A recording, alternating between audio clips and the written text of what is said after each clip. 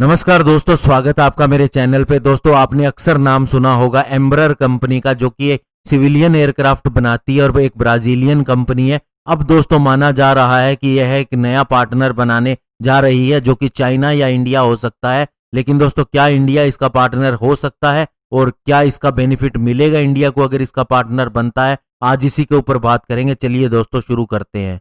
तो दोस्तों, ये रॉयटर्स की रिपोर्ट के अंदर खुलासा हुआ है कि एम्ब्रर की कमर्शियल जेट डिवीजन जो है वो नया पार्टनर चाहती है। ये कमर्शियल जेट डिवीजन ज्यादातर दोस्तों बिजनेस जेट बनाती है और रीजनल जेट बनाती है, जो कि दोस्तों छोटे होते हैं अन्य एयरक्राफ्ट की तुलना में, जिसे बोइंग और एयरबस बनाती है। और बोइंग और एयरबस के बाद में दुनिया की ये तीसरी सबसे बड़ी कंपनी है कमर्शियल एयरक्राफ्ट बनाने वाली। और दोस्तों, एम्ब्रर लंबे समय से अपनी किसी भी फॉरेन इन्वेस्टमेंट को ढूंढ रही है, स्पेशली दोस्तों जब इसका बोइंग के साथ में एक डील के लिए कॉन्ट्रैक्ट टूटा है, जिसके अंदर $4.2 बिलियन की इन्वेस्टमेंट की जानी थी बोइंग की तरफ से, लेकिन ये लास्ट अप्रैल के अंदर खत्म हो गई। इस डील के तहत यूएस कंपनी का इसके अंदर शेयर 80% तक हो जाना था। और दोस्तों, इसके millennium military transport jet program C-390 के अंदर उसका स्टेक 49% हो जाना था। और दोस्तों, ये C-390 मिलेनियम एयरक्राफ्ट जो है ये ट्विन इंजन ट्रांसपोर्ट एयरक्राफ्ट है, और ये वैसा ही है जैसा कि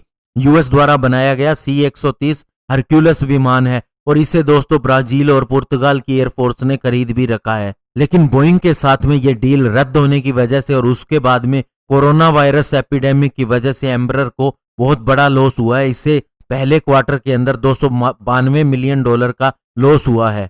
दोस्तों, एम्ब्रर के चीफ एग्जीक्यूटिव फ्रांसिस्को गोम्स ने बताया कि रॉयटर्स को कि चाइना और इंडिया पोटेंशियल पार्टनर हो सकते हैं इस एरिया के अंदर, स्पेशली अगर प्रोडक्ट इंजीनियरिंग और प्रोडक्शन की बात करें।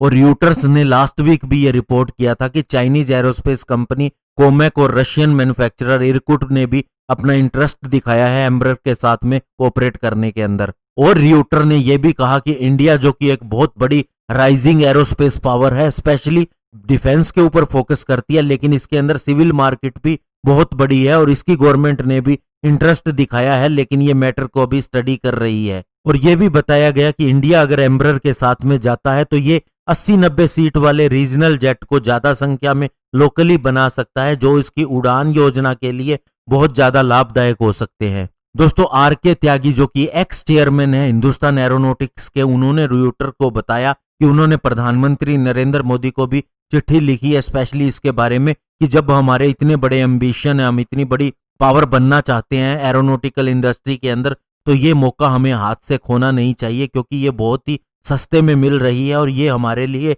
बहुत बड़ी बात होगी कि हम एक मॉडर्न प्रूवन एयरक्राफ्ट प्रोग्राम वाली कंपनी को खरीद लेते हैं। और इसके अलावा आपको ये भी बता दें कि जब से right wing president Jair Bolsonaro ने लास्ट ईयर ब्राजील की सरकार को ज्वाइन किया है, यानी उनकी नई सरकार आई है, तब से इंडिया के साथ उनके रिलेशन बहुत अच्छे हैं और चाइना के साथ उनके रिलेशन इतने अच्छे नहीं हैं।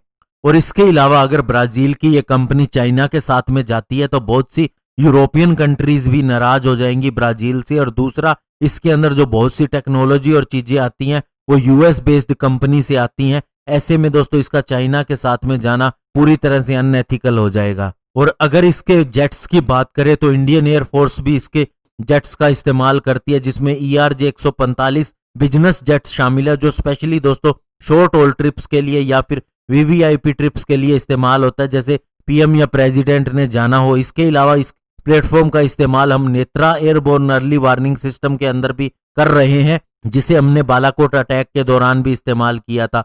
हालांकि दोस्तों ये अनक्लियर अभी कि इंडियन एयरफोर्स C-390 एयरक्राफ्ट के साथ में जाएगी या नहीं, क्योंकि हमारे पास ऑलरेडी C-130 हरक्यूलस है। लेकिन दोस्तों मुझे लगता है कि इस मौके को छोड़ना नहीं चाहिए, और अगर 2-3 कंपनीज मिलके भी एक जॉइंट वेंचर बना के इसके साथ में आती हैं तो भी बहुत अच्छा होगा। अदरवाइज गवर्नमेंट को इसे खरीद लेना चाहिए। धन्यवाद। जय हिंद।